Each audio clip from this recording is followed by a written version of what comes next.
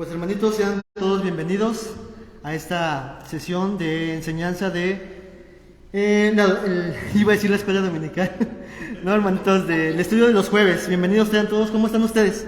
Bien. Qué bueno hermanitos, déjenme aquí poner el cronómetro. Vamos a empezar haciendo algo, un ejercicio, una actividad, una competencia. ¿Cuántos les gustan las competencias? No muchos, ¿verdad? ¿Cuántos quieren ganarse un premio? Antes de eso, pueden levantar sus Biblias, las que tienen Biblias físicas, de papelito, ¿ok? Porque va a ser una competencia a ver quién encuentra más rápido un pasaje, ¿ok? Muy bien. Vamos a arrancar primeramente con un ejercicio de ejemplo, de muestra. Así que cierren sus Biblias, cerraditas sus Biblias, hermano, todos cerrados sus Biblias, y encontremos primero Apocalipsis 22-21, rápido, el que lo tenga que se pare y que lo lea. Apocalipsis 22, 21. Dice así: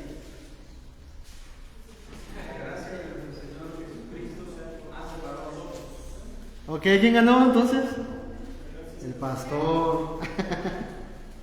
Muy bien. Esta fue de prueba, hermanitos, así que esténse despiertos. Esta es la buena. Tenemos un regalo para aquel que consiga y encuentre más rápido el pasaje. Así que no es juego, hermanos. Es una cartera llena de dinero. Bien, ¿están listos? A ver, abran su Biblia en Apocalipsis donde leyeron, Apocalipsis 22-21. Ahí quiero que lo vean ahí, lo tengan todos. Apocalipsis 22-21. Una tristeza para aquellos que tienen el celular solamente. Ni modo. ¿Ya están en Apocalipsis 22-21? Bien, vamos a buscar entonces el que lo encuentre más rápido. ¿Sí? ¿Así abierto? Miqueas 7-18. Miqueas 7:18. 2, 3, 4, 5, 6, 7.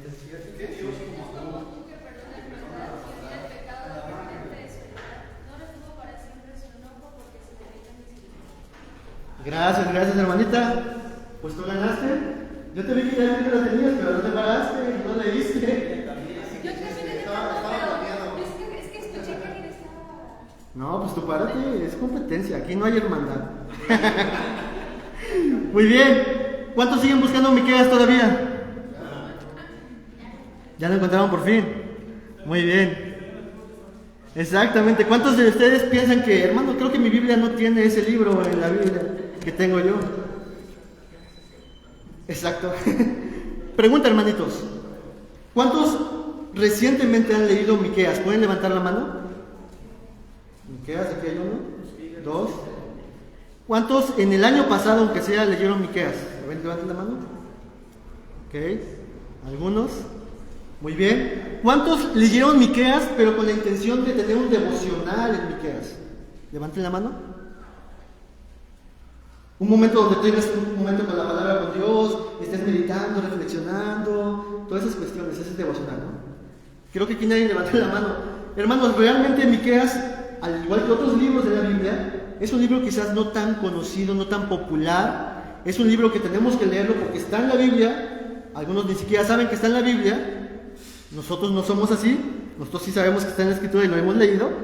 Pero este libro de Miqueas, hermanos, el que vamos a estudiar el día de hoy, en la clase del día de hoy de Miqueas, vamos a reflexionar un poquito del libro, este libro de Miqueas, y trataremos entonces de mirar algunos aspectos importantes que espero que sean de aliento, de estímulo para ustedes, para que puedan considerar leerlo en sus casas, estudiarlo y pasar un tiempo devocional conociendo a Dios a través de este libro. ¿Ok? Bien, vamos a empezar con una oración, hermanitos, ¿sale? Para entregar este tiempo delante de Dios. Señor, te damos muchas gracias por este tiempo que nos das a través de tu palabra, de los cantos, de las ofrendas, Dios. Te pedimos que ahora en este momento nos bendigas a través de tu escritura, tu palabra, Señor. Háblanos a todos, Señor, y seas tú el centro de nuestra atención en este momento. En el nombre de Jesús te damos gracias. Amén. Bien, empecemos por el principio, el nombre y el autor. Miqueas capítulo 1, versículo 1. Vayamos allá a Miqueas, o ahí en la pantalla, pero para los que nos están viendo en la transmisión, Miqueas 1:1. El nombre del libro procede obviamente de quien profetizó en el libro, Miqueas. Miqueas 1:1 dice: palabra de Jehová que vino a Miqueas, de Moreset en días de Jotam, Acaz y Ezequías, reyes de Judá, lo que vio sobre Samaria y Jerusalén. Así que lo primero que podemos decir es que el libro tiene su nombre a raíz del profeta que profetizó y que está escribiendo y que está recaudando esta información aquí en este libro. Miqueas vivía en una ciudad que se llamaba Moreset, en la región de Judá, más o menos unos 40 kilómetros al suroreste de Jerusalén. Yo no soy el bueno en geografía, el bueno en geografía es mi hermanito Oscar. Así que no sabemos mucho de la historia del profeta Miqueas. Lo que sabemos es lo que solamente tenemos en este libro. Pero Miqueas profetizó a la región de Samaria, parte de Samaria, pero él habitaba en Judá, en el reino de Judá, y profetizó tanto a Jerusalén, pero principalmente a Judá, a la región de Judá. ¿Ok? Entonces tenemos ahí a Miqueas como el autor, el escritor, profetizando a Judá principalmente. Y interesantemente la palabra Miqueas, que también así se llama el profeta, significa quién es como el Señor, quién es como Jehová, quién es como el Señor. De hecho, es algo de lo que cantamos el día de hoy, interesantemente, ¿no? ¿Quién como el Señor, Dios fuerte, ¿no? ¿Quién como nuestro Dios? ¿Quién como nuestro Dios? Así es el nombre de Miqueas. Por si vas a tener un hijo, si van a tener un hijo, Miqueas puede ser una buena opción. Entonces, avancemos más adelante, acerca de la fecha de este libro. Miqueas profetizó aproximadamente del 740 antes de la era cristiana hasta al 687.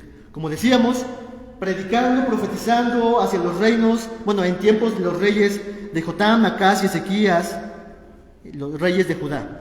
Ahora, yo encontré en internet una cronología, si eres como yo, donde no sabemos cómo es la cronología de los profetas. Entonces, al ratito cuando termine la exposición, yo tengo una hoja para cada uno de ustedes, para que la tengan ahí, y que cuando les pregunten sepan un poquito como yo, ¿no? Que aquí también me enteré de muchas cosas. Entonces, fue escrito en este tiempo, hermanos, y Miqueas era contemporáneo de Isaías y contemporáneo de Oseas. Mientras Isaías predicaba hacia Jerusalén, Oseas en Israel, Miqueas predicaba hacia Judá. ¿Bien? ¿Hasta ahí vamos bien?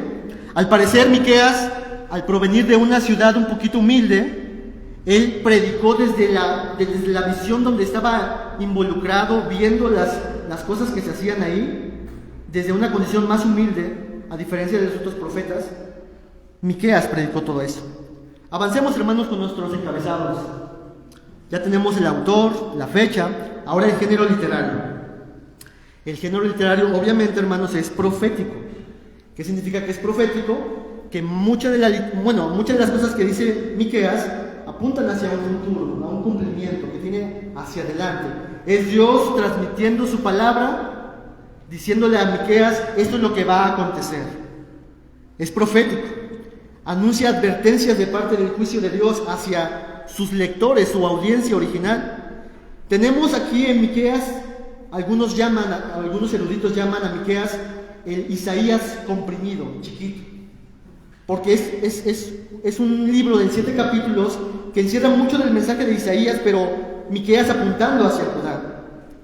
Y Miqueas usa diferentes formas de literatura para poder ser muy claro, contundente hacia su audiencia. Que ellos puedan entender realmente y comprender el mensaje de Dios que le está transmitiendo. Usa figuras literarias. Una de estas es ¿cómo dice la última parte? Eso, paronomasia. ¿Cuántos saben qué significa paronomasia? Yo no sabía, pero ¿alguien sabe? ¿Pastor? ¿O alguien? Es una palabra muy interesante y lo vamos a descubrir el día de hoy. La idea es de que esta palabra lo que tiene que ver con es un juego de palabras. Miqueas va a hacer un tipo de juego de palabras para ayudar a entender su audiencia este mensaje que fuera mucho más claro.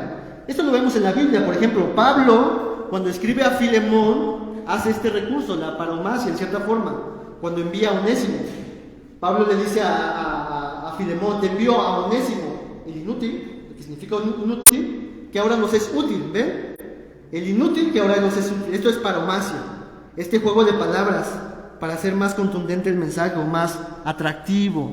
¿Por qué menciono esto, hermanos? Porque Dios siempre ha querido que la gente, su pueblo, entienda el mensaje. Y por eso vamos a ver diferentes géneros literarios tratando de ayudarnos a entender qué significa esto, poesía, poéticos, estos paralelismos que a veces encontramos tan ricos en salmos y proverbios. Entonces, Dios siempre ha querido que nosotros podamos entender correctamente su palabra y usa lo que tenga que usar para que sea muy, muy claro, se quede en nuestras mentes lo que se está diciendo, y Miqueas usa ese tipo de expresiones. Avancemos, hermanos, hacia ¿de qué trata? El tema de Miqueas. ¿Cuál es el tema de Miqueas? Puse uno largo y uno corto. El largo, dice en la diapositiva: la injusticia será castigada por Dios. Si el pecador no se arrepiente, sufrirá las consecuencias, pero en medio de todo esto, la misericordia y esperanza para todo aquel que se arrepiente y confía en él. Palabras claves en este tema: injusticia, consecuencias y esperanza. De forma resumida, lo que cantamos, Miqueas presenta la idea de que no hay nadie como nuestro Dios. No hay nadie como Dios, como el Señor, en cuanto a su santidad terrible, su justicia perfecta, su ira, ¿quién la podrá resistir?, su misericordia abundante y su redención total. Miqueas presenta a Dios como el que es, no hay nadie comparable como Dios. Ese es el tema de Miqueas. ¿Cuál es el propósito de Miqueas al escribir este libro? Siguiente diapositiva, el propósito. Propósito. Le voy a pedir a mi hermano Carlos que si lo puede leer, por favor. Es denunciar la corrupción que existía entre el pueblo. Esto incluía la advertencia de que el pecado acarrearía castigo y el juicio de Dios, y al mismo tiempo anima a la gente, enseñando que el propósito final del Señor es perdonar y restaurar a su pueblo rebelde e indisciplinado. Ese es el propósito de Miqueas. Trata de ayudar a la gente a entender de que el pecado tiene consecuencias, y son consecuencias terribles. Dios es justísimo, omnisciente, conocedor de cada uno de nosotros, y Él no está atado de las manos y nunca va a hacer nada en su justicia, sino que lo va a hacer. Y lo vamos a ver en el libro de Miqueas. Pero al mismo tiempo presenta la idea de que el Señor, en medio de todo esto, Él da la posibilidad del perdón total y redención total a este pueblo rebelde e indisciplinado. Ok. Yo le dije al hermano que leyera ahí porque quería tomar un poquito de café, ya lo tomé. Bien, vamos a ver la estructura del libro. ¿Están listos para la estructura del libro? Estructura del libro. Vamos a mirar 3 ideas claves, importantes, en todo el libro, que se van a repetir una y otra vez. La primera de ellas es descripción. Descripción del pueblo, de cómo es el pueblo, de cómo es Dios incluso. Va a haber una descripción tanto de Dios hacia el pueblo como de Miqueas hacia el pueblo. Se va a ver una descripción de lo que está sucediendo. Miqueas observando, Dios diciendo lo que ha visto, descripción. La segunda idea, destrucción del pueblo, del castigo que Dios va a hacer, del juicio que Dios inminentemente va a hacer llegar a este pueblo transgresor. El pecado siempre tiene una retribución. La muerte, lo dirá Romanos. Y la tercera idea, restauración del pueblo. El plan de Dios incluye un tiempo cuando la nación será restaurada, restablecida, perdonada, liberada de todas sus aflicciones a causa de sus pecados y transformada en una gente obediente a la palabra de Dios. Así que vamos a repetir estas ideas. La primera, descripción. La segunda, y la tercera. Ahora, estas ideas van a estar en todo el libro. Vamos a dividir el libro de Miqueas en la siguiente diapositiva. En el libro de Miqueas podemos distinguir en cierta medida 3 mensajes, 3 predicaciones, 3 momentos donde Miqueas llama a su atención a la audiencia. El primer mensaje tendrá un énfasis en la destrucción, aunque también va a haber descripción y va a haber restauración, pero tiene un mayor énfasis en la destrucción. Habla del castigo que vendrá del capítulo 1 al capítulo 2. El segundo mensaje de Miqueas habla de que después de este castigo, de este juicio de Dios, vendrá la restitución, la bendición. Así que este segundo mensaje de Miqueas tiene mucho énfasis en la restauración, aunque también se ve la destrucción y la descripción, pero tiene más énfasis en la restauración. Y el tercer mensaje habla de la acusación por el pecado y la promesa de bendición. Esta es una descripción. Entonces así tenemos descrito cómo podemos dividir este pasaje. ¿Cómo es que tú llegas a esa conclusión? Bueno, obviamente vamos estudiando y vamos viendo ahí algunas palabras interesantes. Acompáñenme ahí sus Biblias, no lo tenemos ahí en pantalla, pero acompáñenme sus Biblias para que vean esta distribución de pasajes. El primer mensaje, vamos a ver el primer versículo, que sería capítulo 1, versículo 2. ¿Ya lo tienen? La primera palabra que está ahí en la Reina Valera dice: oíd, pueblos todos. ¿Ok? Avancemos a la segunda sección del mensaje, que sería el capítulo 3, versículo 1. Capítulo 3, versículo 1, fíjense la palabra que usa. Dije: oíd ahora, príncipes de Jacob. Oíd ahora. Capítulo 6, versículo 1, que nos habla del tercer mensaje. Miqueas 6:1. ¿Qué dice? Oíd ahora. ¿Se dan cuenta las palabras que usa Miqueas en estos tres versículos? Oíd, oíd, oíd. Por eso es que decimos que su primer mensaje empieza con este oíd y habla el mensaje. El segundo mensaje en el capítulo 3, oíd y habla el mensaje. El tercer mensaje dice oíd en el capítulo 6 y habla el mensaje. Por eso es que dividimos de esta forma. Bien, hoy vamos a analizar un poquito acerca del primer mensaje. Acerca de que el castigo vendrá sobre ellos. Primer mensaje. Miren cómo comienza Miqueas en este primer mensaje. Antes de hablar de la destrucción, que lo va a hablar, ¿qué es lo que habla Miqueas? Ahí en su pantalla, Miqueas 1, 2 al 4. Y ahora le voy a pedir a Isra que nos pueda leer este pasaje ahí en pantalla o en su Biblia. De 2 al 4. Oíd, pueblos todos, está atenta a tierra en cuanto hay en ti, y Jehová el Señor desde su santo templo sea testigo contra vosotros. Porque aquí Jehová sale de su lugar y descenderá y hollará las alturas de la tierra, y se derretirán los montes debajo de él, y los valles se hundirán como la cera delante del fuego, como las aguas que corren por un precipicio. ¿De qué está hablando aquí Miqueas en estos primeros versículos? ¿Qué está haciendo conscientes en principio a su audiencia en estos primeros pasajes? ¿De qué?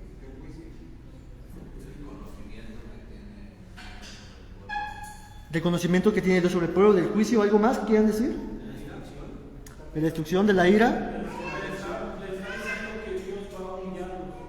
Ok, todas esas son correctas, hermanos. Pero yo quiero llevarlos un poquito más, que sería como una palabra que engloba todo. ¿Quién es Dios? Se hace una descripción de quién es Dios. Fíjense cómo describe ahí a Dios en este primer pasaje. Jehová el Señor, el Dios del pacto, el Dios de Abraham, Jacob, Isaac, Jehová, el Dios, el que es desde el principio, el autoexistente. El Señor que es santo, también dice el santo, su santo templo. El Señor santo es el que está testigo contra vosotros. Es como si Miqueas llamara a la región de Judá a juicio, y ellos están en el banquillo y los presenta delante del juicio, y el primer testigo para decirle las cosas que han hecho, ¿quién es? Dios. El Dios que todo lo ve y que ellos decían que Dios no los veía.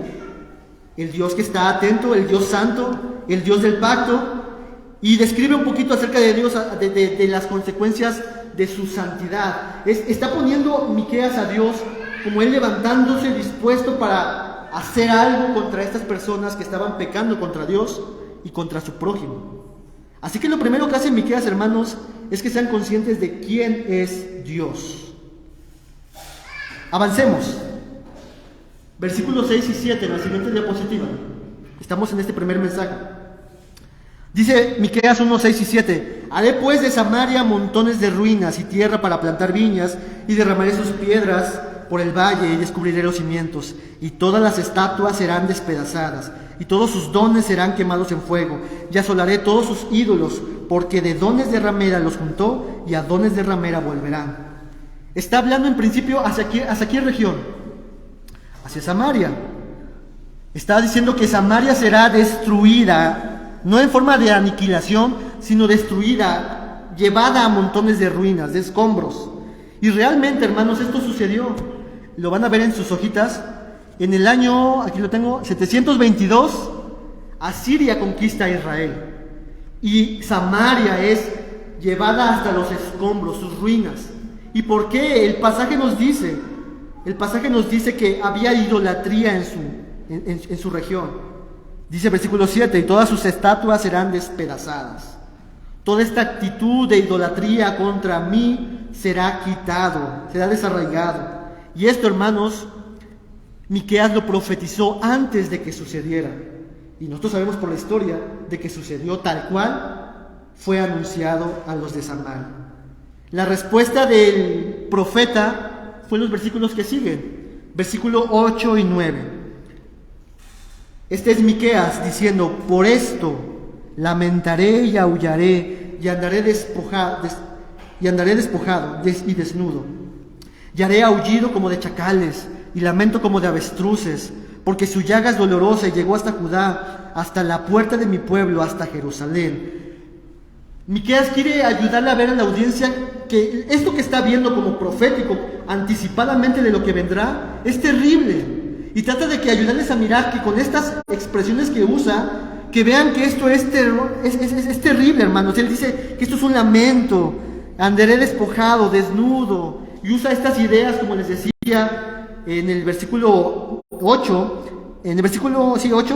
haré aullido como de chacales y lamento como de avestruces. Para ti y para mí estas expresiones son como muy extrañas, pero para la primera audiencia eran expresiones de dolor, de lamento, de aflicción, de saber lo que se vendría.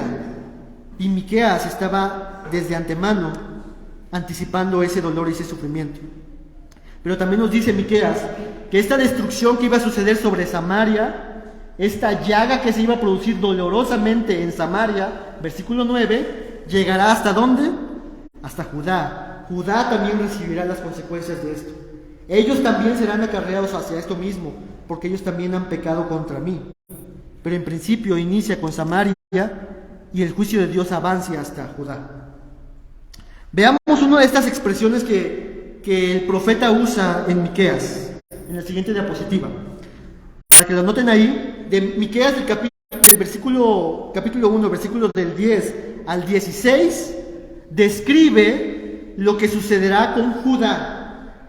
¿Cómo lo describe? Mencionando varias ciudades de la región de Judá y diciendo qué es lo que va a suceder con estas ciudades y usando la paronomasía, este juego de palabras. Fíjense lo que dice ahí en la diapositiva, Miqueas 1:10. Revuélcate en el polvo de Bet-Leafra. ¿Qué significa Bet-Leafra? Casa de polvo. Esta ciudad que se llamaba Bet-Leafra, que significa casa de polvo, Miqueas está diciendo: tú, la casa de polvo, revuélcate en tu polvo, porque lo que te va a suceder va a ser grande y terrible. Versículo 11. Pásate, oh morador de Zafir. ¿Qué significa Zafir? Hermoso, agradable. Pásate, oh morador de Zafir, desnudo y con vergüenza. El que era hermoso y agradable pasará a estar desnudo y con vergüenza. Esta es la paronomasía. Está usando este juego de palabras para que ellos estén conscientes de lo terrible que va a ser el juicio de Dios hacia ellos. Y la idea es de que el paso del juicio de Dios es inminente sobre Samaria y después sobre Judá, haciendo esta paronomasía de estas ciudades, hablando de la destrucción. Fíjense que todo el capítulo 1 habla de la destrucción. Esto sucederá, esto vendrá. Y como lo verán en sus hojitas, esto sucedió, esto va a suceder. Ellos no se arrepintieron, no buscaron a Dios. Ahora, hermanos, ¿fue injusto Dios a castigarlos de esta forma? No, Dios nunca actúa en injusticia. Dios nunca nos ha tratado con justicia realmente, como debería de tratarnos. Siempre estamos gracia sobre gracia. Ahora Miqueas, en el capítulo 2, va a describir, la segunda idea, describir los pecados que había en la ciudad, en la región, en los reinados de Judá. Miren, en la siguiente diapositiva esa misma. Lo primero que dice es acerca de un pueblo opresor. Ustedes son un pueblo opresor. Le voy a pedir a Aurelio que nos lea Miqueas 2, 1 al 2, por favor. 2, 1 al 2. Hay de los que en sus camas piensan iniquidad y que maquinan el mal, y cuando llega la mañana lo ejecutan. porque tienen en su mano el poder, codician las heredades y las roban, y cazan y las toman, oprimen al hombre y a su casa, al hombre y a su heredad. Esta era la actitud de aquellas personas en aquel tiempo que Miqueas veía. La actitud no solamente es el hecho de hacer un pecado, sino Miqueas lo lleva un poquito más atrás. Estos hombres que tenían cierto nivel de dominio, de control, de poder, que estaban hasta arriba, digamos, en la jerarquía, ellos se iban a la cama pensando: ¿cómo voy a hacer para quitarle la tierra a aquel que está allá? ¿Cómo voy a hacer para despojar de su tierra a aquel? Porque me interesa. Vemos el egoísmo, la codicia, desde la noche, ellos codiciando, pensando, haciendo un plan para llevar a cabo sus fechorías. Y en la mañana lo hacían. Esto me recordó mucho, hermanos, lo que habla Génesis capítulo 6, versículo 5, cuando dice que Dios vio la humanidad y vio que el pensamiento en el corazón de ellos era de continuo solamente el mal. Y esta actitud ya estaba en este momento. Y Dios lo estaba viendo. Dios estaba indignado con esto. Porque ellos, al ser el pueblo del pacto, tenían mandamientos donde ellos tenían que cuidar, proteger a los más desprotegidos, viudas, huérfanos, incluso extranjeros. Y aquí vemos a un pueblo que estaba oprimiendo a los más desafortunados, por así decirlo. Pecados, la descripción de pecados. Otro pecado que se describe en el capítulo 2, siguiente diapositiva, es un pueblo rebelde. Y esta rebeldía se manifestaba, esta desobediencia se manifestaba en dos cosas. La primera de ellas es el rechazo total al mensaje que Dios enviaba a través de sus profetas. En eso desobedecían. Ellos no querían escuchar las palabras de los profetas, en este caso de Miqueas. Miren lo que dice ahí mismo en esta diapositiva, Miqueas 2, 6 al 7. Nos dice: no profeticéis, dicen a los que profetizan, no les profeticen porque no les alcanzará vergüenza. ¿Tú qué te dices, casa de Jacob? ¿Se ha cortado el espíritu de Jehová? ¿Son estas sus obras? ¿No hacen mis palabras bien al que camina rectamente? Me gusta cómo lo dice la Nueva Traducción Viviente, el primer versículo, porque dice: no digas semejantes cosas, responde la gente, no profetices así, esos desastres nunca nos llegarán. Ellos querían endulzar sus oídos de profetas que les dijeran del bienestar, de la paz, del gozo, de la alegría, de la prosperidad. ¿Es muy diferente a nuestros días? No, hay mucha gente que se amontona queriendo escuchar: ¿cómo voy a ser prosperado? ¿Cómo mi dolor va a quitarse? ¿Cómo voy a dejar de sufrir? Pero el profeta estaba anunciando destrucción, juicio, el castigo de Dios, la ira de Dios. Y ellos no querían hacerlo. Otra cosa más, no solamente era el rechazo a los mensajes que enviaba Dios a través de sus profetas, sino también en el capítulo 2 vemos otra forma en cómo ellos eran un pueblo rebelde. En la siguiente diapositiva vemos, en el segundo punto, es que trataban injustamente a los pobres. En el versículo 8 se nos dice que les quitaban sus cobijas. En el versículo 9 se nos dice que a las viudas las despojaban de sus casas y en consecuencia los huérfanos. Ellos trataban injustamente a las personas. Era un pueblo rebelde, desobediente a Dios. Ellos querían buscar las comodidades a cualquier costa. No importa que yo despoje a una viuda de sus riquezas, de cualquier cosa, con el tal hecho de que yo tenga lo que yo quiero. Y ellos actuaban así, hermanos. Y Dios estaba viendo todo esto. Hasta este punto, hermanos, capítulo 1 habla de la destrucción. Capítulo 2 habla de una descripción del pecado por el cual viene la destrucción. Hemos visto estas dos partes, pero en los últimos dos versículos, hermanos, nos habla de la restauración. Miremos Miqueas 2, 12 al 13, en la siguiente diapositiva. Ahí está. Miqueas 2, 12 al 13. Después de hablar de la destrucción, de la descripción del pecado, los últimos dos versículos de este primer mensaje dice lo siguiente: de cierto te juntaré todo, oh Jacob, recogeré ciertamente el resto de Israel, los reuniré como ovejas de Bosra, como rebaño en medio de su aprisco, harán estruendo por la multitud de hombres. Subirá el que abre caminos delante de ellos, abrirá camino y pasará la puerta, y saldrá por ella, y su rey pasará delante de ellos, y a la cabeza de ellos Jehová. Esto, hermanos, es una nota de esperanza en medio de un mensaje que era necesario que escucharan. Así como es necesario escuchar acerca del amor de Dios, también es necesario escuchar acerca de la justicia de Dios. Y vemos en estos dos pasajes la restauración del pueblo de Dios. Yo les pregunto, hermanos, ¿cómo es expresada esta restauración en el versículo 12? ¿Cómo se expresa esta restauración? ¿Cómo es que podemos decir en una palabra que se está ayudándonos a ver una idea clara de la restauración que se hará? No sé si me explico. ¿Cómo se va a restaurar en el versículo 12 a Judá? ¿Cómo lo hará? ¿A través de qué? ¿Cuál es la idea que está ahí en el pasaje? Pastor, ovejas. La idea es de enviar un pastor que reunirá a aquellos que estaban descarriados, aquellos que estaban desprotegidos, aquellos que estaban abandonados, que no estaban cuidados. Yo enviaré a un pastor. Yo, Dios, los restauraré. Yo los cuidaré como un pastor a sus ovejas. Los recogeré a este remanente, los pastorearé, los cuidaré. A pesar de todas las calamidades que va a venir, yo voy a restaurarlos como el buen pastor. Y en el versículo 13, ¿cómo es expresada esta restauración? Como Dios, como un rey. Fíjense cómo termina.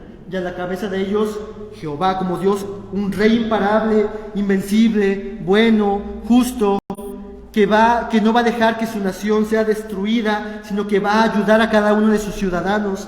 Entonces tenemos a un pastor que es rey, que va a restaurar a esta ciudad que ha sido juzgada por Dios por sus pecados. La restauración. Esto Miqueas lo dice de forma comprimida en estos dos pasajes.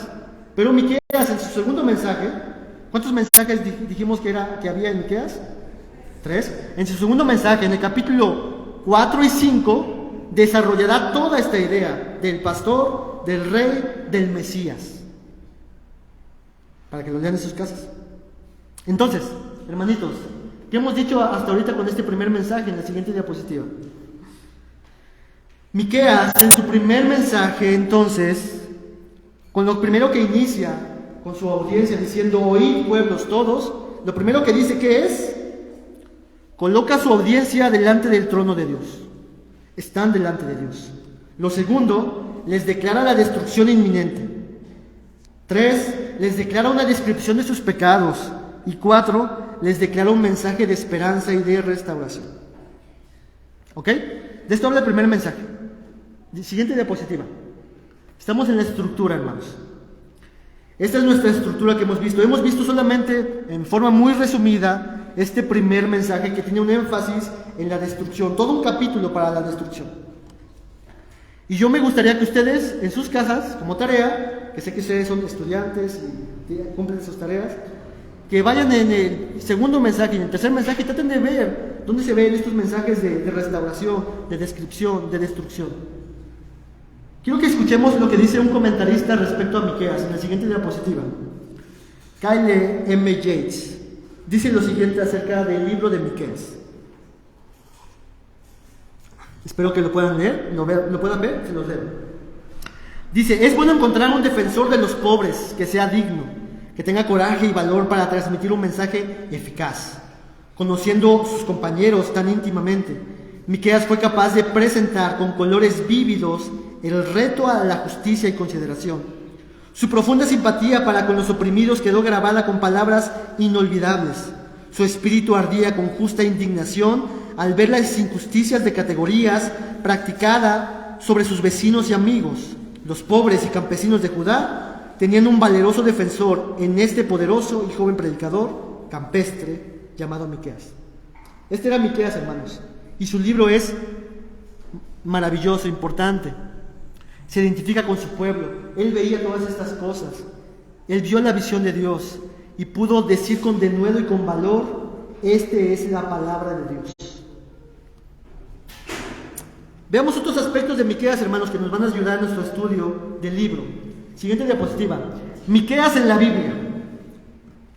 Tenemos al menos, hermanos, 3 citas textuales explícitas que están en la escritura hablando del libro de Miqueas, que señalan al libro de Miqueas, que citan a Miqueas. El primero de ellos lo encontramos en Jeremías 26:18. citando a Miqueas 3:12. Toda esta información, hermanos, después les vamos a hacer llegar, así que no se preocupen. Pero bueno, ahí está este pasaje. Otra referencia más, otra cita textual, es en Mateo 2:5-6. Es la historia de los reyes magos que se llamaban Melchor, Gaspar, estos magos del oriente que fueron con Herodes, diciéndole buscamos al rey de los judíos. Herodes pregunta qué es esto que está pasando. Los sacerdotes y escribas contestan lo que estaba señalado en Miqueas 5:2. Tú, Belén, Efrata, ciudad, etcétera, ¿no? Y también es citado por Jesús. Vamos a ver ese texto. Acompáñenme en Mateo 5:35-36. Y le voy a pedir a mi hermanita Greta que si lo puede buscar, Mateo 10:35-36. Y le voy a pedir a Fran que busque Miqueas 7:6. Eso no está en la diapositiva, pero vamos a escucharlos. Mateo 10:35-36. Mateo. En cuanto lo tengas escrita, adelante. Porque vine a poner al hombre contra su padre, a la hija contra su madre, a la nuera contra su suegra, y los enemigos del hombre serán los de su misma casa. El que ama al padre o a la madre más que a mí, no es digno de mí, y el que ama al hijo o a la hija más que a mí, no es digno de mí. ¿Ok? Entonces vemos esta parte de lo que sucederá cuando Jesús estaba mandando a sus discípulos a predicar. Miqueas 7:6. Porque el hijo deshonra al padre, la hija se levanta contra la madre, la nuera contra su suegra, los enemigos del hombre son los de su casa. ¿Ven la referencia que está ahí textual? Entonces tenemos un libro que al menos, porque tenemos más referencias, pero no textuales sino implícitas, donde se menciona a Miqueas, el libro de Miqueas. Jesús lo menciona 2 veces en los evangelios. Ahora, textos importantes, hermanos, textos clave para nuestro estudio en la palabra, para que tú vayas a tu Biblia en la noche y los subrayes con amarillo y pongas estos textos, son importantes, que están aquí en la Escritura. El primero de ellos es Miqueas 3:8, que nos habla de esta actividad del Espíritu Santo en el creyente. En este caso, con Miqueas, que Miqueas fue lleno del poder de Dios, de valor, de fuerza, para denunciar el pecado. Una de las actividades del Espíritu Santo en el creyente es poder reconocer nuestros pecados y también poder ayudar a nuestros hermanos cuando están en pecado. ¿Ven? Miqueas 5:2 también es otro texto importante, y este nos habla precisamente de la profecía mesiánica. Mas tú, Belén, Efrata, pequeña. Ahí está ese pasaje. Otro texto más, Miqueas 6:8. Vamos a leer ese pasaje, hermanos. Miqueas 6:8. Cuando lo tengan me dicen. ¿Sí? Bueno, Miqueas 6:8 dice: oh hombre, Él te ha declarado lo que es bueno y que pide Jehová de ti, solamente hacer justicia, llamar misericordia y humillar ante tu Dios. Y hermanos, en el contexto de este mismo pasaje, en los versículos anteriores, había una distorsión acerca de cómo nos acercamos delante de Dios. Hablaban acerca de que ellos pensaban que estaban en el favor de Dios porque hacían rituales, guardaban sábados, presentaban las ofrendas, los sacrificios, y el Señor dice: nada de esto es lo que va a agradar a Dios, sino ¿cómo? ¿Qué es lo que ha pedido Dios de ti? A esto, lo que dice este pasaje: a solamente hacer justicia, amar misericordia y humillarte ante tu Dios. Y de ahí se desprenden las demás cosas. Último pasaje, que para mí es el más importante de este libro, Miqueas 7:18-19, y habla precisamente acerca, que lo vamos a ver más adelante, de que no hay nadie como nuestro Dios. ¿Quién es como tu Dios? Como Dios. Bien, estos son los textos importantes que en la siguiente semana vamos a mirar si los subrayaste en tu Biblia. No es cierto.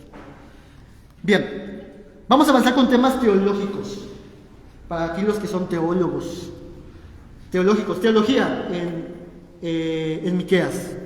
Pues la teología que tiene que ver con el estudio, la reflexión, el análisis acerca de quién es Dios, del carácter de Dios. En Miqueas se acentúan solamente atributos que le ayudan a Miqueas a poder transmitir de manera eficaz su mensaje. Uno de esos atributos de las excelencias de Dios es su grandeza, su santidad, la ira de Dios, la vamos a ver en Miqueas, su gran misericordia. Todas estas cosas lo vamos a encontrar en Miqueas: la grandeza, la santidad, la ira, la misericordia entre muchas cosas más como la justicia, la omnisciencia, el poder de Dios, pero principalmente estas, hermanos. Esa es la teología que podemos encontrar detrás del libro de Miqueas. Cristología, siguiente diapositiva. Es muy clara, hermanos, la referencia de la cristología. Este pasaje en Miqueas 5, 2 al 5, solamente estoy poniendo uno de ellos, nos habla del Mesías prometido, de lo que se espera en algún momento que llegue como Mesías. Tú y yo ya lo hemos leído, y yo quise describir algunas cosas de cómo se describe al Mesías. Miren, por ejemplo, en el versículo 2, de manera implícita señala que el Mesías vendrá de entre el pueblo, pequeña para estar entre las familias de la tierra. De ti me saldrá el Señor, vendrá de entre el pueblo. Versículo número 2 también habla del Mesías como el Señor y Rey de Israel. De ti me saldrá el Señor de Israel. También habla del Mesías como alguien que es eterno. Versículo 2 dice que sus salidas son desde el principio de los días de la eternidad, señalando que el Mesías, ya entendemos ampliamente que el Mesías es eterno. Versículo 3, que es un verdadero hombre, porque vendrá de esta mujer que dará a luz, es un verdadero hombre. Versículo 4, que será un buen y confiable pastor. Versículo 5, Él será nuestra paz, Él será la fuente de nuestra paz. Esta es la cristología que tenemos aquí, en estos pasajes. Hasta este punto, hermanos, ¿tenemos alguna duda o comentario? ¿Algo que quieran aportar también al estudio de todo lo que hemos visto hasta este momento? ¿No? Bien. Wow. Bien, antropología y amarteología. Yo pronuncio con H amarteología, pero ya el pastor me regañará. Yo soy de esos pocos, antropología y amarteología, el estudio acerca de quién es el hombre y del pecado. ¿Qué es el pecado? Las consecuencias del pecado. Bueno, en esta diapositiva lo que vemos es que en casi la mayoría del libro de Miqueas se presenta una descripción de la pecaminosidad del pecado en el hombre y de las consecuencias del pecado en el hombre. El hombre es pecador, rebelde. A pesar de ser el pueblo de Dios que tiene su palabra y su ley y un conocimiento más correcto de Dios, se desviaba y se descarriaba. Un pasaje para señalar, hermanos, Miqueas 7:2. Habla de estas personas como faltó el misericordioso en la tierra, y ninguno hay recto entre los hombres. ¿Eso les recuerda a un pasaje en la Biblia también que habla de eso mismo? No hay justo, no hay ninguno que haga lo bueno. ¿Ven? Miqueas también dice lo mismo. Ninguno hay recto entre los hombres, todos acechan por sangre, cada cual arma red a su hermano. El pecado, hermanos, es algo que inicia como una tentación, un ligero susurro de tú puedes hacer esto, como le dijo la serpiente a la mujer, tú no necesitas de Dios. Y eso, hermanos, descarrió todo lo que tenemos actualmente en nuestros días. El pecado es atractivo, pero detrás de él es un sepulcro directo para la muerte, como lo dice Romanos. La paga del pecado es la muerte. Algunas maldades y pecados, atrocidades que había en el tiempo de Miqueas, él lo señala y nos pongo aquí la lista. Idolatría, codicia, opresión, violencia, un estímulo a los falsos profetas, dime lo que quiero escuchar. La corrupción de los príncipes o reyes, de los sacerdotes, de los profetas. Y aquí quiero hacer una interesante conexión, hermanos. ¿Cuáles son las principales funciones mesiánicas? ¿Cuáles son las principales funciones mesiánicas? Las principales funciones del Antiguo Testamento para las personas. Ser rey, sacerdote y profeta. Y en Miqueas se denuncia que tanto los reyes o príncipes, los sacerdotes y profetas estaban totalmente corrompidos. ¿Y cuál es la misión del Mesías prometido? Ser un perfecto rey, un perfecto sacerdote y un perfecto profeta. Vemos que esto nos ayuda y nos anticipa la necesidad de un Mesías. Necesitamos un Mesías. Bueno, también hay cohecho, deshonestidad y muchas cosas más. Cosas que en la actualidad no tenemos, ¿verdad, hermanos? En la actualidad tenemos estas y más cosas, hermanos. Siguiente diapositiva, neumatología. Cohecho es como... es algo que tiene que ver con trampa, ¿no? ¿Sí? Desmiéntame por ahí. ¿Como un soborno? ¿Como un soborno? ¿Sí? Como un soborno, hermano. Te la debo, la voy a investigar. Pero tiene que ver, la idea es como un soborno, pero déjame buscarla más específicamente. ¿Sale? Cohecho, como un soborno, como esta parte de, sí, ¿no? Como un robo, como demandar intereses demasiado, no sé, algo por el estilo. ¿Va? ¿Mande? Como un engaño, incluye el engaño, claro. Es un servaño con, ajá, exactamente. Ya el pastor habló. un soborno. Bien, gracias por preguntar. La neumatología. ¿Qué es la neumatología? A ver. El estudio de los neumáticos. Muy bien, hermano. Muy bien, teólogo. El Espíritu Santo, del Espíritu.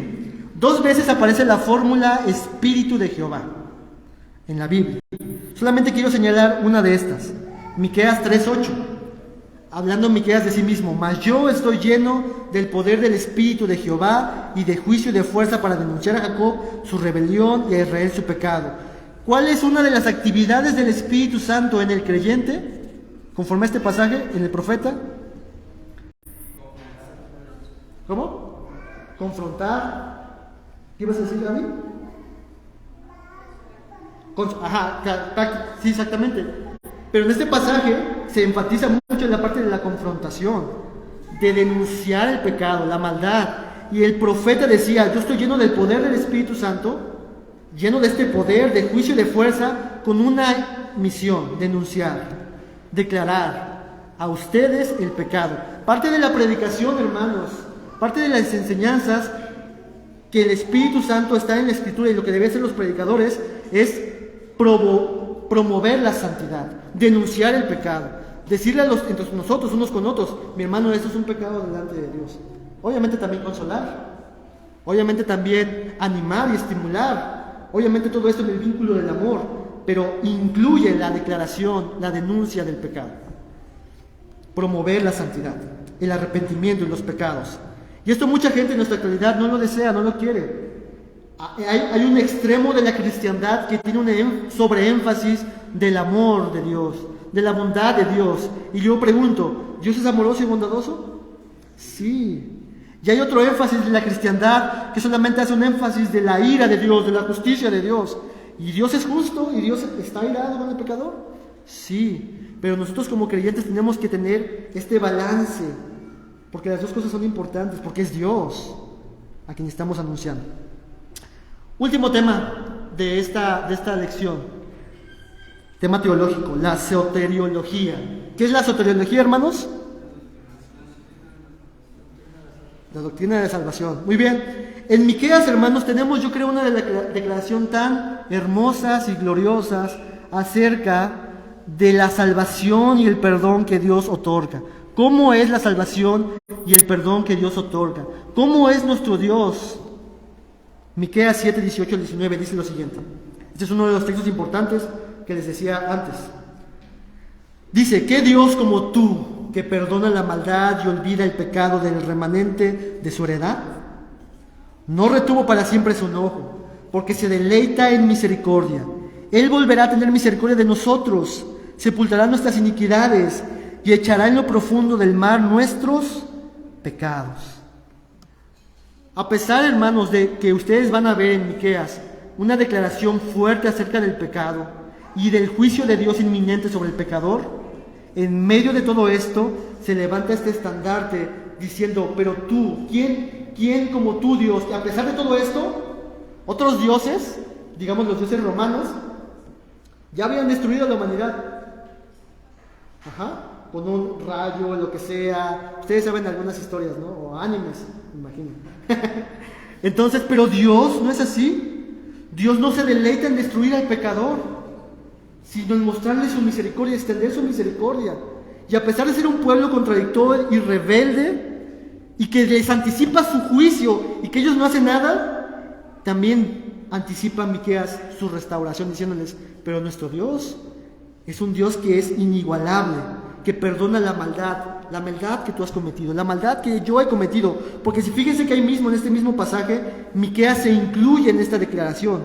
Versículo 19: Él volverá a tener misericordia de nosotros. Yo estoy en el pueblo con ellos. Esta declaración de esperanza y de salvación nos ayuda a mirar que no hay Dios como nuestro Dios. Jesús, la imagen de Dios, Emmanuel, Dios con nosotros. Nadie perdona como Dios. Su misericordia se extiende de forma maravillosa. Y cuando Dios perdona las maldades de estas personas, ¿cómo describe ese perdón? Como Él sepultándolos eternamente hasta lo profundo de la mar. Un perdón eterno, un olvido eterno del pecado y de la maldad. Para los que están en Dios, como lo dice Romanos capítulo 8, para los que están en Dios, para los que están en Cristo Jesús, no hay ninguna condenación. Están completamente perdonados. Jesús dijo en la cruz: consumado está, totalmente pagado. Ya no hay nada que pueda condenarlos. Están delante de mí santos, posicionalmente. En la práctica, no le preguntes a mi esposa qué tan santo soy. Pero posicionalmente somos santos, estamos perdonados. Y este texto, hermanos, es maravilloso, increíble, hermanos. ¿Quién es como Dios para salvar y liberar y perdonar? Nadie, solo Dios, solo Cristo, solo por la gracia de Dios, solo por la fe en Él, y todo para la gloria de Dios. Hermanos, con esto hemos terminado. Pasamos a la diapositiva que sigue. Con esto terminado la lección del día de hoy. Y quiero comentarles una experiencia, porque providencialmente Dios quiso que yo estudiara este pasaje, y estuve a punto, hermanos, de no avanzar más en mi estudio. Hubo 2 semanas que creo que se pararon, 2 semanas que estuve estudiándolo, y para eso se cruzó con mi papá, que estuvo en el hospital. Y tuve una experiencia con Miqueas, precisamente estudiándolo. Hay muchas cosas que yo no entendía de Miqueas y que todavía no entiendo, hermanos, pero las que sí entendí, o al menos algunas palabras se me quedaron grabadas, y esas se me quedaron, y con esas avancé, hermanos. Les comento lo siguiente, mi experiencia con Miqueas. Un día que fui a visitar a mi papá, que tenía que cuidarlo, me habían dicho, me recordaron más bien de la triste situación en la que está mi papá internamente. Tiene un cáncer en el riñón, uno está consumido, el otro también está contaminado, pulmón, el páncreas, no puede oír, un montón de cosas, hermanos. Y me recordaron y me llenó mucho de incertidumbre, de Dios, ¿qué va a pasar con mi papá? Y ahorita está expulsando sangre y etcétera, ¿no? Y mientras estaba fuera del hospital, hermanos, hay un pasaje en la Biblia, en Miqueas 5:5, que dice lo siguiente acerca del Mesías: y este será nuestra paz. Y yo decía, ¿cómo? O sea, ayúdame, Dios, a experimentar tu paz. Yo estoy en incertidumbre, yo me encuentro así, Dios, ayúdame. Y ahí estaba yo orando con Dios, ¿no? Y me tocó ya pasar con mi papá. Estaba con mi papá y estaba con esta sensación en mi mente, en mi corazón. Y no quise llegar así con mi papá, obviamente. Pero empezamos a conversar y a dialogar. Y le pregunté, papá, tú compusiste varios cantos, ¿verdad? Y hicimos una lista y mi papá compuso 10 cantos hace mucho tiempo. Y me empezó a explicar cada uno del contexto, cómo se dio este canto. Y me decía, yo estaba en esta situación, pero Dios hizo esto. Dios usó este canto para acercarme con una persona y hablarle del Evangelio. Dios salvó a esa persona, a muchas personas. Y empezó canto tras canto, hermanos, a hablar. Y todo el ambiente se tornó acerca de quién es Dios, de lo que Dios ha hecho en el pasado, del poder de Dios en el pasado. Y en este diálogo que tenía con mi papá, yo veía que mientras mi papá lo decía con lágrimas en sus ojos, por una emoción de saber, este es nuestro Dios, este es mi Dios. Mi papá fue llenado de paz, de gozo, y al mismo tiempo, hermanos, yo sentí paz y gozo en mi corazón. Y recordé este pasaje: Él será nuestra paz, Él es la fuente de nuestra paz. Y esta es mi experiencia con Miqueas, hermanos. No desvaloricemos el leer la Biblia, porque en un momento indicado Dios puede usar la palabra para decirte, mira, presta atención a esta palabra. Y yo tuve una experiencia con la palabra de Dios en la circunstancia. Miqueas, hermanos, espero que puedan ser estimulados y animados a leer la Escritura, a leer el libro de Miqueas, y pueda ser de bendición para nuestras vidas. Oremos. Señor, te damos muchas gracias por este tiempo que nos has dado con tu palabra, por este estudio, Señor, por esta profecía hecha a través de Miqueas en tu palabra, Señor, que forma parte de todo aquello que tú has dicho que es necesario, Señor, y está inspirado para el beneficio de nosotros, Dios. Te pido que a mis hermanos y a mí nos ayudes siempre a contemplar tu palabra con expectativa de conocerte a ti, Señor, y disfrutar más de ti, Dios. Gracias por mis hermanos, por todos los que están aquí, por los que no pudieron venir. Bendíceles y guárdales, Señor. Y quédate, que tu palabra sea sembrada en nuestros corazones y podamos ser inquietados, animados y estimulados a perseverar en el estudio y en el conocimiento de tu palabra, Dios. En el nombre de Jesús oramos todo esto. Te damos gracias. Amén.